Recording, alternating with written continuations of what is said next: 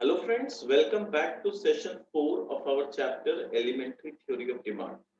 इस सेशन में हम जो सीखेंगे हम लोग सीखेंगे कि डिमांड में जो चेंजेस आते हैं वो क्यों आते हैं। अभी तक हम लोगों ने क्या सीखा कि लॉ ऑफ डिमांड क्या होता है, लॉ ऑफ डिमांड क्यों अप्लाई होता है एंड फिर देयर आर फ्यू एक्सेप्शंस कि लॉ ऑफ डिमांड में कहां-कहां पर कुछ एक्सेप्शनल सिचुएशन क्रिएट हो जाता है। ये वाला सेशन में हमारा फोकस रहेगा पूरा ये समझना कि जो डिमांड में चेंजेस आते हैं वो किन कारणों से आते हैं और उसका इफेक्ट क्या होता है। So let's continue. Topic is changes in demand. As noticed above, demand for any commodity depends on several factors. कि जैसा कि हम पहले से जानते हैं कि किसी भी कमोडिटी का डिमांड बहुत सारे फैक्टर्स पे डिपेंड करता है बिसाइड्स इट प्राइस। यानी प्राइस तो एक सबसे बड़ा फैक्टर है जिस पे डिमांड डिपेंड करता है। अदर देन प्राइस, प्राइस के अलावा भी बहुत सारे फैक्टर्स हैं जिस पे डिमांड डिपेंड करता है। क्या है वो फैक्टर्स? These factors are सबसे पहला कंज्यूमर्स इनकम कि कंज्यूमर का इनकम होगा तभी तो वो डिमांड करेगा। आज अगर किसी का जॉब चला गया, उसका इनकम बंद हो गया, तो definitely he can not go to market and demand few things. ठीक है ना। फिर उनका टेस्ट एंड प्रेफरेंस, अगर उनको वो पसंद है तो ही वो यूज करेंगे, है ना। आज मान लो एक पर्सन है जो कंप्लीट वेजिटेरियन, उसका इनकम कितना ही बढ़ जाए या नॉनवेज का प्राइस कितना ही गिर जाए उसको कोई फर्क नहीं पड़ता, क्योंकि उसे नॉनवेज खाना ही नहीं, तो उसके टेस्ट और प्रेफरेंस में नॉनवेज नहीं आ रहा है, तो he won't go and buy nonveg things. Price and availability of substitute, यानी जो सब्स्टिट्यूट प्रोडक्ट है उसका क्या प्राइस चल रहा है। जैसे हमने लास्ट सेशन में डिस्कस किया था पेप्सी एंड कोक, तो अगर कोक का दाम घट गया तो ऑब्वियसली पेप्सी से लोग कोक की तरफ शिफ्ट होने की कोशिश करेंगे। हाँ, इंपॉर्टेंट है कि क्या कोक अवेलेबल है कि नहीं। प्राइस पेप्सी का बढ़ गया तो लोग क्या करेंगे, प्राइस अगर पेप्सी का बढ़ जाता है तो लोग पेप्सी से कोक की तरफ शिफ्ट होना चाहेंगे। But question is Coke available और नॉट? अवेलेबल ही नहीं है अगर कोक, तो लोगों को फिर पेप्सी लेना पड़ेगा। तो वही चीज बोल रहे हैं कि price and availability of substitute इस पे भी डिपेंड करता है। Next, future expectation regarding the change in price, कि अगर लग रहा है फ्यूचर में दाम और बढ़ने वाला है तो आज ही डिमांड बढ़ जाएगा, और अगर लग रहा है कि फ्यूचर में दाम गिरने वाला है तो आज डिमांड घट जाएगा।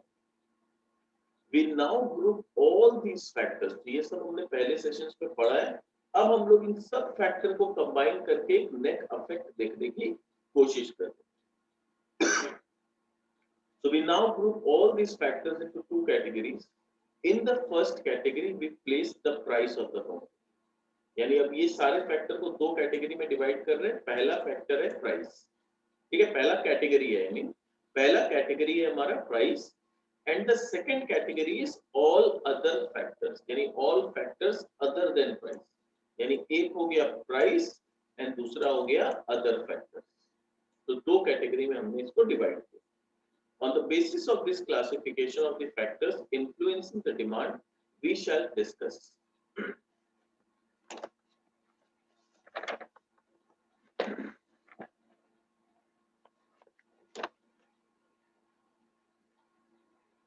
तो हम लोग क्या डिस्कस करेंगे? We shall discuss below two types of changes. हम लोग दो टाइप ऑफ चेंजेस के बारे में डिस्कस करेंगे।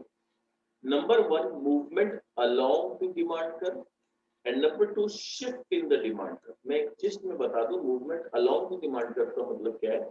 ये हमारा डिमांड कर्व है, तो डिमांड कर्व मान लो पहले इतना यूनिट्स हुआ करता था, अब अगर बढ़ गया, ये पॉइंट आ गया तो इतना हो गया। तो पहले 10 पीस का डिमांड था, अभी 20 पीस का डिमांड हो गया। तो यहाँ पर ये क्या हुआ, ये जो मूवमेंट हुआ ये अलोंग द कर्व। तो अलोंग द कर्व जो होता है वो बिकॉज ऑफ प्राइस होता है, कि पहले प्राइस बढ़ा हुआ था तो 10 पीस का डिमांड था, प्राइस घटा, घट के P1 हो गया, तो डिमांड बढ़ के 20 पीस का हो गया। तो this is how it works in case one, that is movement along the demand curve. और move shift of the demand curve का मतलब होता है पहले डिमांड कर्व ये था, अभी डिमांड कर्व ये हो गया, डिमांड कर्व भी शिफ्ट हो गया। तो मान लो प्राइस अगर 10 रुपया भी था, तो 10 रुपया के प्राइस में पहले इतना बिका करता था, आज उसी प्राइस में उतना बिका। ठीक है, मान लो ये प्राइस है, दिस इज द प्राइस, उस प्राइस में पहले इतना बिका करता था, आज उसी सेम प्राइस में we will be able to, there is a demand of more units। तो क्वेश्चन आता है ऐसा क्यों हुआ? डेफिनेटली ये प्राइस की वजह से तो नहीं हुआ, प्राइस तो आज भी उतना ही है। प्राइस अगर पहले 10 रुपया था तो आज भी 10 रुपया। पर पहले 10 रुपए में अगर 5 पीस बिकता था और आज अगर 8 पीस बिक रहा है या डिमांड हो रहा है बाजार में, इसका मतलब प्राइस के वजह से ये चेंजेस नहीं आया। तो ये जो चेंजेस आया है ये आया because of factors other than price. तो ये दो कैटेगरी में हम डिस्कशन को रखेंगे, मूवमेंट अलोंग द कर्व और एक shift in the demand curve. ठीक है, movement along the demand curve क्या होता है देखते हैं।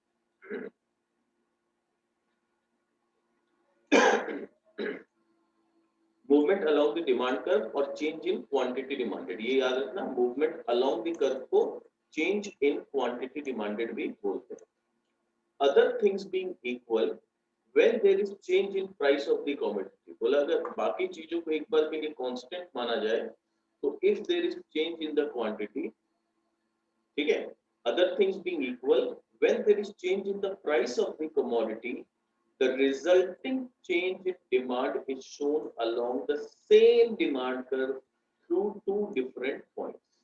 तो यहाँ पर क्या हो रहा है, change in price of the commodity, this is the key factor, change in price of the commodity, कि अगर commodity के प्राइस में चेंज आ रहा है और उस प्राइस में चेंज आने की वजह से डिमांड में कुछ ऊपर नीचे हो रहा है, but that is with in the same curve. तो दूसरा इंपॉर्टेंट वर्ड क्या है, सेम डिमांड कर्व, ठीक है, थ्रू टू डिफरेंट पॉइंट्स, तो वो दो अलग अलग पॉइंट्स है, हम उसको दिखाते हैं। In such case there is only one demand curve, तो उसमें क्या होता है, there is only one demand curve, दो डिमांड कर्व नहीं बनेगा, एक ही डिमांड कर्व बनेगा।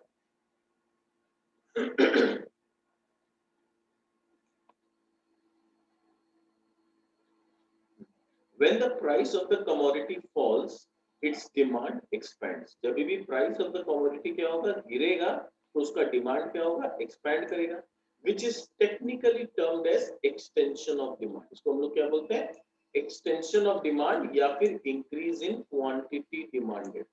तो ये सब टेक्निकल वर्ड याद रखना बहुत इंपॉर्टेंट है।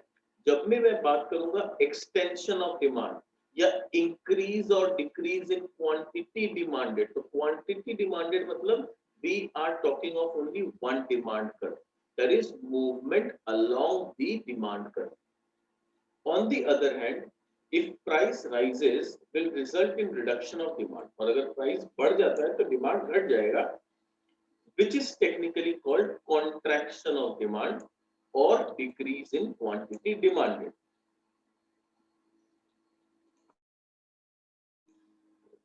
When demand changes due to change in price, it is termed as change in quantity demanded. ये बहुत important है। When demand changes due to change in price, यानी जब price की वजह से demand में change आती है, ठीक है, it is termed as change in quantity demanded, इसको बोलते हैं change in quantity demanded। These changes have been illustrated in figure 2.3, और ये changes 2.3 में हमें illustrate करने को मिल रहा है। अब यहाँ से समझते हैं ग्राफ से। यहाँ पर एक ही सिंगल डिमांड कर्व दिख रहा है, पहले प्राइस P था, उस समय क्वांटिटी जो डिमांडेड था वो Q था। अभी क्या हुआ, अगर हम प्राइस को बढ़ा के P1 कर देते हैं, P से बढ़ के P1 हो गया, तो प्राइस जब बढ़ गया तो उसी डिमांड कर्व में पॉइंट ए से अपवर्ड मूवमेंट होके पॉइंट बी पे चला गया, यानी क्वांटिटी डिमांडेड फॉल, यानी Q जो कि हम लोग का ओरिजिनली क्वांटिटी डिमांडेड था वो घट के Q1 हो गया। क्यों, क्योंकि प्राइस P से बढ़ के P1 हो गया था। अब अगर सेकंड सिचुएशन को लेते हैं, अगर प्राइस P से गिर के P2 हो जाए, तो P2 में क्वांटिटी डिमांडेड बढ़ के Q2 हो जाएगा, तो Q से बढ़ के Q2 हो गया, तो यानी प्राइस जब घटा तो क्वांटिटी डिमांड, प्राइस जब बढ़ा तो क्वांटिटी डिमांडेड घट गया, और ये सब कुछ हुआ with in the same demand curve. एक ही डिमांड कर्व है, पहले A था, प्राइस बढ़ने की वजह से वो ऊपर चला गया, B में शिफ्ट हो गया, और प्राइस घटने की वजह से वो C में चला गया point, that is quantity demanded बढ़ गया। ठीक है, तो इसमें ग्राफ में और कुछ एक्सप्लेन करने का नहीं है। यहाँ पर जब Q से Q1 आया उसको बोलते हैं कॉन्ट्रैक्शन ऑफ डिमांड, जब Q से Q2 पे गया उसको बोलते हैं एक्सटेंशन ऑफ डिमांड या फिर increase in quantity demanded. Contraction of demand को बोलते हैं डिक्रीज इन क्वांटिटी डिमांडेड। ठीक है,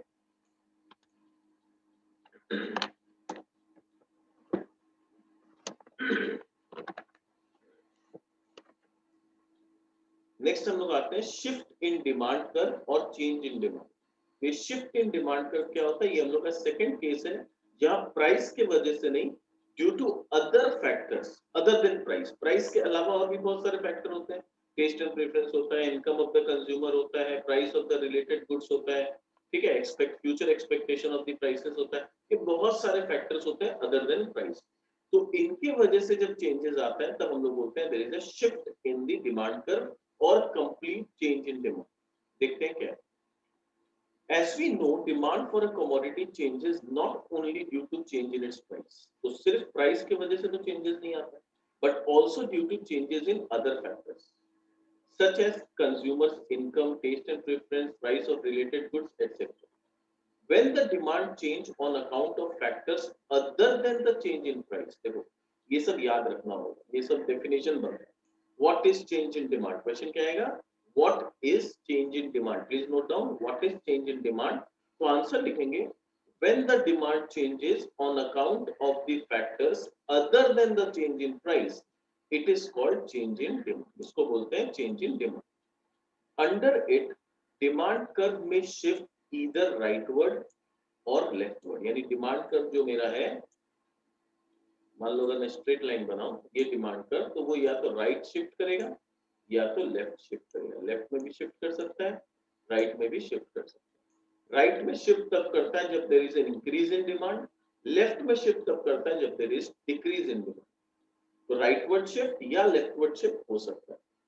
decrease in demand can be shown by the shift of the demand curve leftward. देखो डिक्रीज इन डिमांड कब दिखाएगा, जब there is a leftward shift in demand, and increase in demand by shift of the demand curve right. यानी अगर right में shift हो रहा है, जैसे अपने एग्जांपल में यहां पर राइट में शिफ्ट हो रहा है तो देयर इज इंक्रीज, लेफ्ट में शिफ्ट हो रहा है तो there is decrease. When due to change in factors other than price, अब क्या बता रहा है,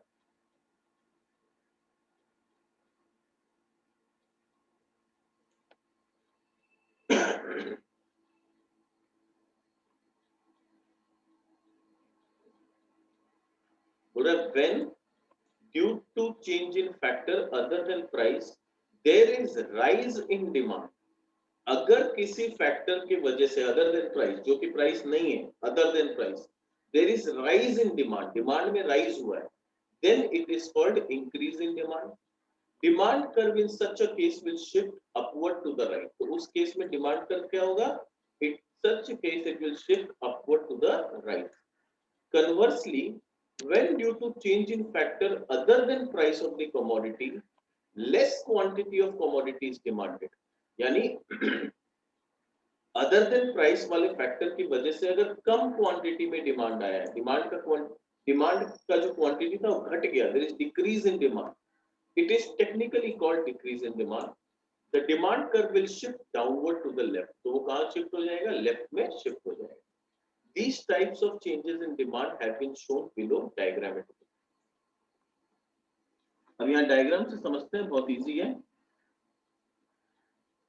अब देखो यहाँ पर डायग्राम में ये वाला हम लोग का जो बोल्ड था डी वाला, डी जो है वो हमारा ओरिजिनल डिमांड कर्व है, कौन सा, जिसको मैं रेड से हाईलाइट कर रहा हूँ, ठीक है।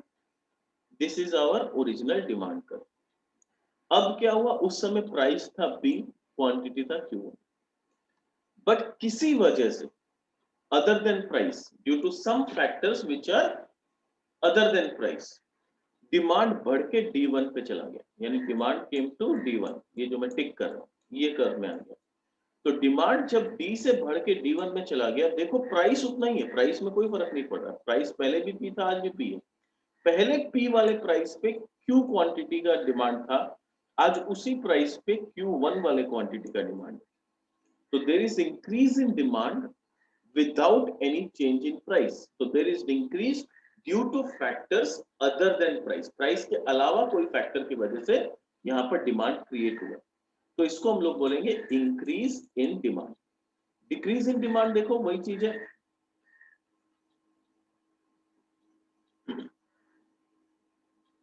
अब यहाँ पर ये लोग दूसरा ग्राफ दिखा रहे हैं, यहाँ ग्राफ दिखा रहे हैं कि डिमांड पहले डी था, आज डिमांड D1 हो गया, ठीक है।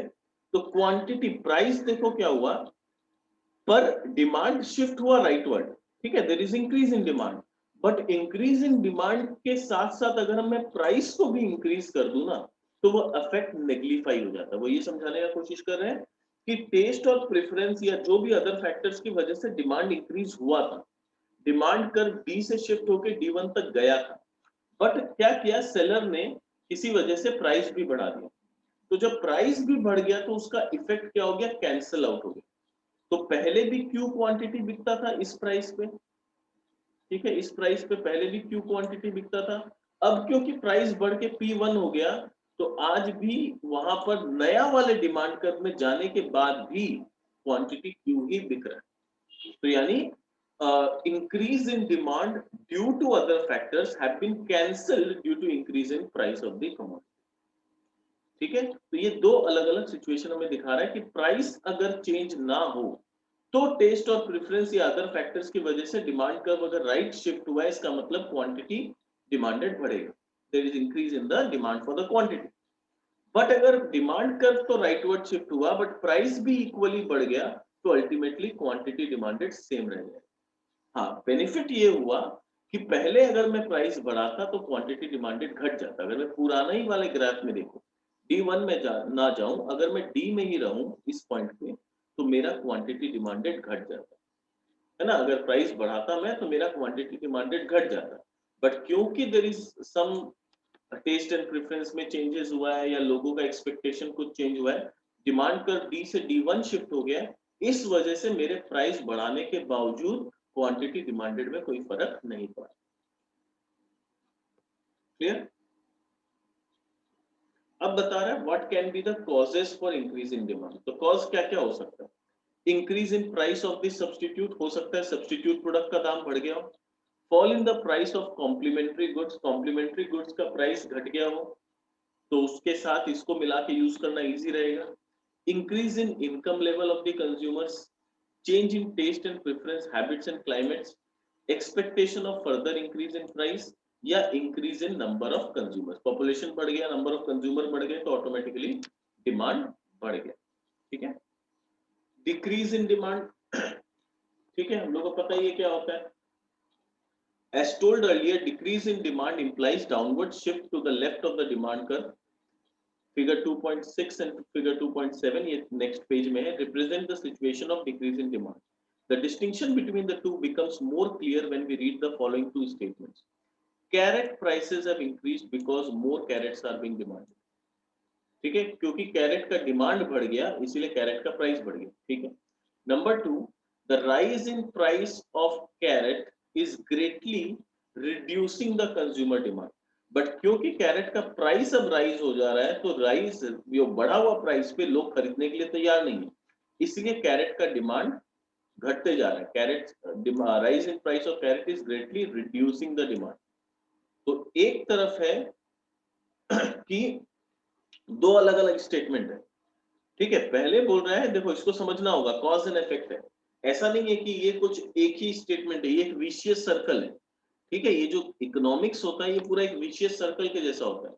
पहले डिमांड बढ़ा, ठीक है, कैरेट का, तो डिमांड बढ़ने के वजह से क्या हुआ, प्राइस बढ़ने लगा।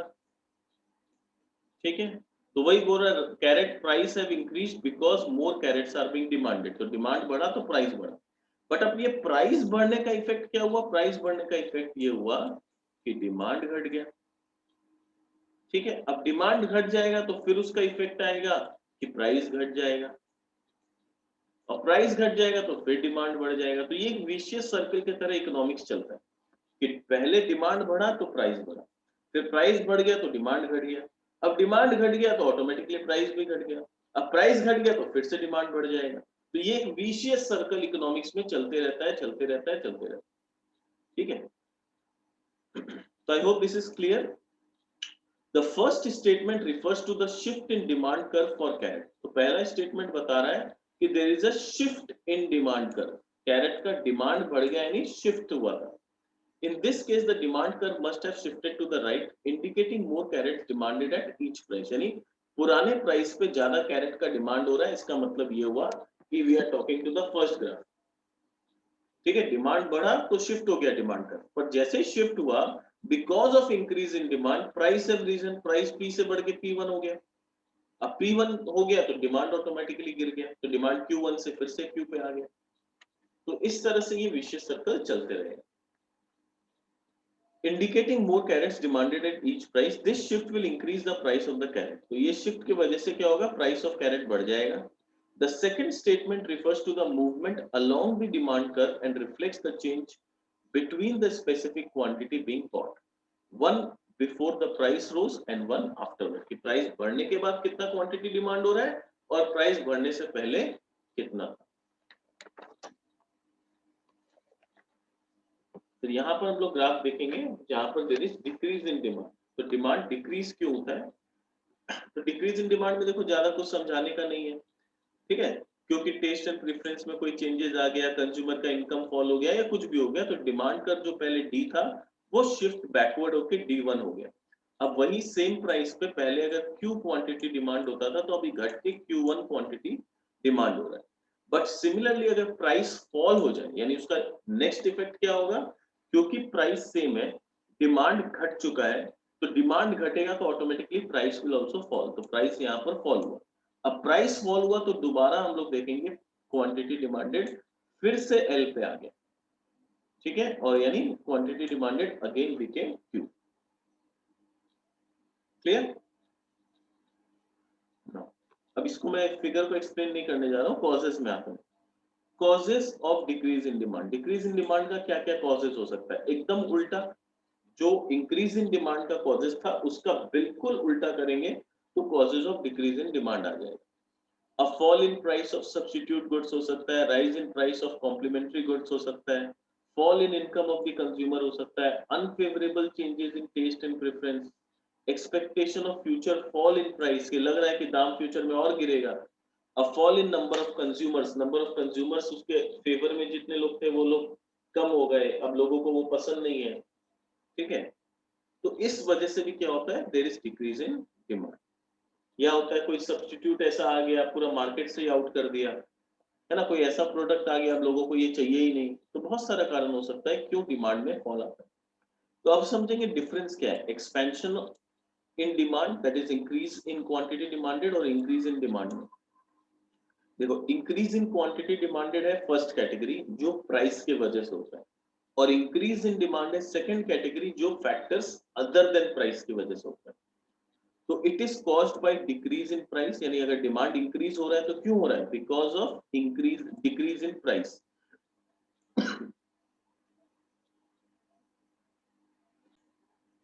तो यहां पर जो क्वांटिटी डिमांडेड इंक्रीज हो रहा है ये प्राइस गिरने की वजह से हो रहा है। यहां पर जो इंक्रीज इन डिमांड हो रहा है वो क्यों हो रहा है, it is caused by change in the determinants other than price of the concern commodity, price के अलावा किसी फैक्टर की वजह से चेंजेस आ रहे हैं।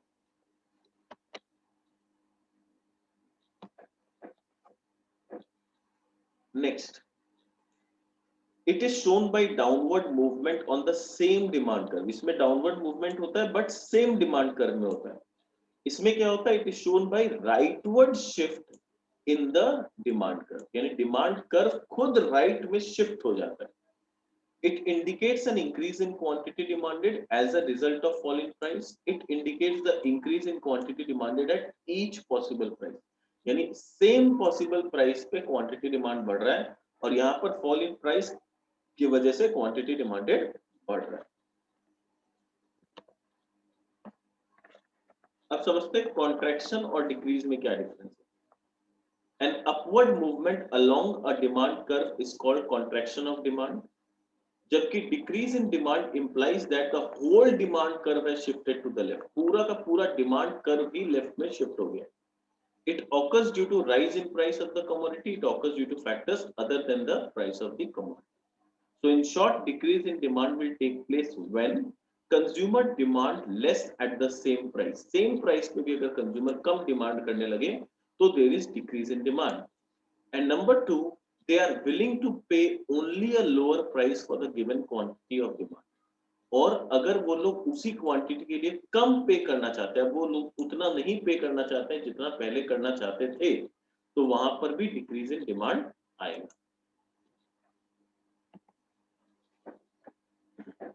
अब यहाँ पर अलग अलग कॉजेस बता रहे हैं, तो वी डोंट थिंक हम लोग को इसको बहुत ज्यादा डिटेल में पढ़ना है। Causes behind the shift of demand curve क्या हो सकता है? चेंज इन इनकम हो सकता है। जब इनकम बढ़ जाएगा तो ऑटोमेटिकली मैं ज्यादा डिमांड करूंगा उसी प्राइस पे। अगर इनकम घट गया तो मैं उसी प्राइस पे डिमांड अपना रिड्यूस कर दूंगा। ठीक है,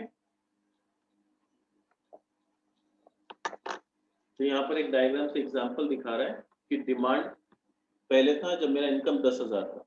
10,000 से अगर किसी का इनकम 12,000 हो गया तो ऑटोमेटिकली नॉर्मल गुड्स यानी जो हम लोग रेगुलर यूज करते हैं, तो जब इनकम बढ़ गया तो ऑटोमेटिकली उसका डिमांड थोड़ा सा बढ़ जाएगा, प्राइस भले ही सेम हो। और उसके बाद अगर इनकम घट गया तो ऑटोमेटिकली डिमांड का डाउनवर्ड शिफ्ट हो जाएगा और डिमांड गिर जाएगा। ठीक है,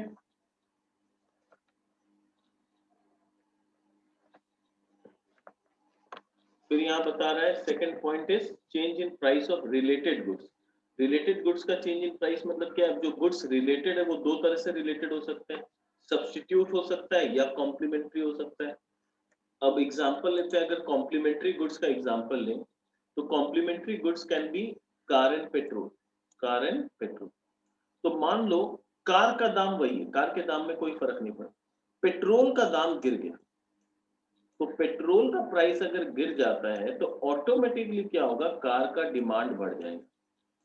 पेट्रोल का प्राइस गिरा तो कार का डिमांड बढ़ गया। तो कॉम्प्लीमेंट्री गुड्स में इस तरह से फर्क पड़ता है कि अगर पेट्रोल का दाम कम हो गया, लोगों को लग रहा है कि अब तो पेट्रोल सस्ता है, तो दिन पे दिन डेली का खर्चा कम हो गया, तो लेट्स बाई अ कार, तो वो लोग गाड़ी ज्यादा खरीदेंगे, भले ही गाड़ी का दाम सेम है, गाड़ी का प्राइस नहीं घटा है, बट क्योंकि पेट्रोल का प्राइस घट गया है, they will go and by more cars. अगर हम सब्स्टिट्यूट का बात करें, सब्स्टिट्यूट मान लो टी एंड कॉफी, तो लोगों को ज्यादा फर्क नहीं पड़ता है चाय पीना है कि कॉफी पीना है। कुछ लोग होते हैं जिनको प्रेफरेंस होता है कि नहीं मुझे तो चाय पीना है, या कुछ लोगों को कॉफी ही पीना है, वो अलग बात है, बट जनरल लेवल पे people can have any of the two. तो मान लो यहाँ पर कॉफी का अगर प्राइस गिर जाता है, तो कॉफी का प्राइस अगर कम हो जाता है तो जो लोग चाय पीते थे बोलेंगे वाह कॉफी कम है, तो चलो कॉफी पी के देखा जाए। तो यहाँ पर टी का क्या होगा? Demand will fall. तो इस तरह से क्या होता है? these are factor other than the price of the same commodity। यहाँ पर प्राइस का इफेक्ट आ रहा है, बट किसके प्राइस का? Price of the related goods, related goods के प्राइस का इफेक्ट आ रहा है। तो एक हुआ सब्स्टिट्यूट का केस। सब्स्टिट्यूट में क्या होता है? अगर कॉम्पिटिटर अपना प्राइस गिरा देता है तो मेरा डिमांड घट जाता है, और कॉम्पिटिटर अपना अगर प्राइस बढ़ा देगा, मान लो कॉफी कल बहुत महंगा हो गया, तो लोग कॉफी छोड़ के चाय पीने लगेंगे, तो चाय का डिमांड बढ़ जाएगा। ठीक है, और कॉम्प्लीमेंट्री में क्या होता है कि अगर मेरे कॉम्प्लीमेंट्री प्रोडक्ट्स का प्राइस गिरता है तो मेरा डिमांड बढ़ता है, यानी कॉम्प्लीमेंट्री यानी मेरे जैसा, तो मेरे पे वही इफेक्ट होगा जो मेरे प्राइस के बढ़ने या घटने का इफेक्ट मुझ पे होता। अगर मेरा प्राइस घटता तो मेरा डिमांड बढ़ता। तो कॉम्प्लीमेंट्री कौन है? वो मेरे जैसा है, तो उसका प्राइस भी अगर घटेगा ना तो मेरा डिमांड बढ़ेगा। तो मेरे पे वही इफेक्ट होगा प्राइस का जो मेरे खुद के प्राइस के बढ़ने या घटने का होता। ठीक है, तो कॉम्प्लीमेंट्री यानी मेरे जैसा, तो अगर उसका प्राइस घटेगा तो मेरा डिमांड बढ़ेगा, अगर उसका प्राइस बढ़ेगा तो मेरा डिमांड घटेगा। तो बिल्कुल वही इफेक्ट होगा जो मेरे खुद के प्राइस के बढ़ने या घटने का मुझ पे होगा। ठीक है, तो ये क्लियर हो गया कॉम्प्लीमेंट्री गुड्स का इफेक्ट क्या होता है, सब्स्टिट्यूट गुड्स का इफेक्ट क्या होता है। Next coming to point number 3, that is change in taste. Change in taste का देखो ज्यादा नहीं समझाना है मुझे, जैसे मैंने वेजिटेरियन और नॉन वेजिटेरियन का एग्जांपल दिया था, है ना। मान लो अगर ज्यादा ज्यादा से ज्यादा लोग को अगर ऐसा लगे कि हमें नॉनवेज नहीं खाना चाहिए, फॉर एग्जांपल, तो अगर लोगों का टेस्ट चेंज हो रहा है कि नहीं, हम अभी कोरोना हो गया, तो सुनने में आ रहा था बैट की वजह से हुआ, या कभी चिकन फ्लू हो जाता है, कभी स्वाइन फ्लू हो जाता है, तो ये सब से वजह से अगर लोग ये रियलाइज करने बैठे कि नहीं हमें थोड़ा सा नॉनवेज अवॉइड करना चाहिए, तो वहां पर फिर क्या होगा? लोगों का टेस्ट जो है नॉनवेज से वेज की तरफ शिफ्ट होगा। तो जैसे जैसे वेज में टेस्ट चेंजेस होगा लोगों का, तो automatically demand will be higher, demand बढ़ जाएगा। भले प्राइस में कोई चेंजेस नहीं आया, but demand will increase due to change in the taste of the people, लोगों का टेस्ट बदल गया।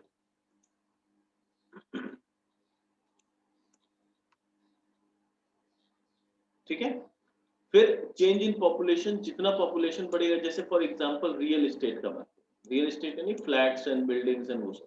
तो रियल एस्टेट में क्या होता है, जितना पॉपुलेशन बढ़ेगा लोगों को उतना ज्यादा रहने के लिए घर चाहिएगा, जमीन चाहिएगी, फैक्ट्री लगाने के लिए, बिजनेस करने के लिए प्लेसेस चाहिए। तो जितना पॉपुलेशन बढ़ते जाएगा रियल एस्टेट का डिमांड उतना बढ़ते जाएगा, उसका प्राइस से कोई लेना देना नहीं।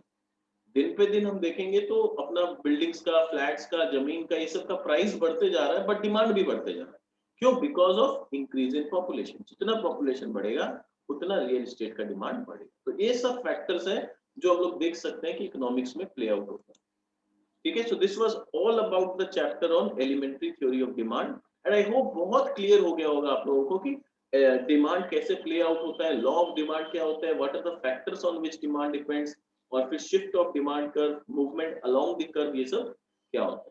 तो ये चैप्टर को हम लोग यहीं खत्म करते हैं। नेक्स्ट चैप्टर में जब हम आएंगे तो हम और थोड़ा डिटेल में सीखेंगे, जो कि हमारा नेक्स्ट चैप्टर है इलास्टिसिटी ऑफ डिमांड। तो इसमें और हम समझेंगे कि डिमांड में जो चेंजेस आता है वो किस कैलकुलेशन के हिसाब से आता है। अभी तक हम लोगों ने समझा सिर्फ थ्योरेटिकली कि फैक्टर्स क्या क्या प्ले करते हैं, अब इसको थोड़ा मैथमेटिकली देखेंगे कि क्या क्या इलास्टिसिटी प्ले आउट होती है। चलो मिलते हैं हमारे नेक्स्ट चैप्टर में, न्यू सेशन में, नए चैप्टर के साथ। चलो बाय बाय।